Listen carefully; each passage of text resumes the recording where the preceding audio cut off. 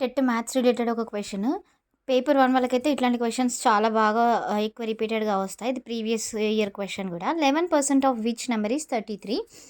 So, 11% అంటే percent అంటే by 100 ఏసుకోవాలి. ఆఫ్ అంటే ఇంటూ. విచ్ నెంబర్ అంటే నెంబర్ తెలీదు కాబట్టి ఎక్స్ ఏసుకోండి. ఈజ్ అంటే ఈక్వల్ టు 33. ఈ 100ని అటు సైడ్ తీసుకెళ్ళి కూడా చేసుకోవచ్చు. లేదు అంటే 11 1 జార్ 11 3 జార్ 33. X is equals to 3 into ఇక్కడున్న 100 కాస్త ఇటు వస్తే ఎక్స్ ఈజ్ ఈక్వల్స్ టు 300. ఇలాంటిదే ఇంకొక క్వశ్చన్ చూద్దాము. If x% of 350 is 21, find the value of X.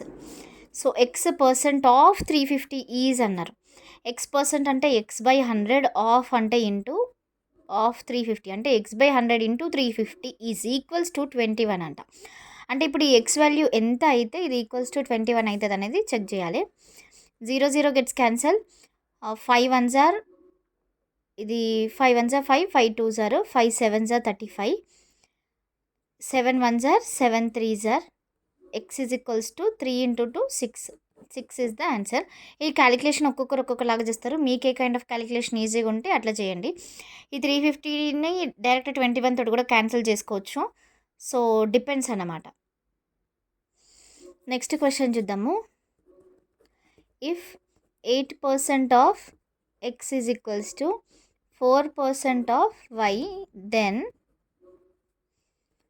20% of x is equals to what? So 8% of x అంటే 8/100 into x is equals to 4/100 into y. ఇప్పుడు ఈ 100 క్యాన్సల్ కదా. 4 1 జార్ 4 2 జార్ x 2x is equals to y. 1 into y అన్న వైయే కదా.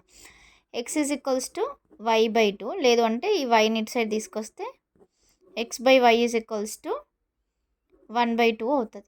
Okay, ఇక్కడ మనం నేమ్ అడిగినరు 20% ఆఫ్ ఎక్స్ అంటే 20% అంటే 20/100. ఎక్స్ వాల్యూ ఎంత 1. సో ఇక్కడ చూడండి 20% ఆఫ్ ఎక్స్ కదా, అంటే 20/100 ఇంటూ ఎక్స్. ఇక్కడ x/y వాల్యూ తీసుకున్నాను నేను. ఎక్స్ వాల్యూ మాత్రమే తీసుకోవాలి. సో అప్పుడు y/2 అవుతుంది. ఈ ఎక్స్ ప్లేస్లో y/2ని సబ్స్టిట్యూట్ చేయండి. 20/100 into y/2. Okay, so 0 0 gets cancel, 2 2 gets cancel.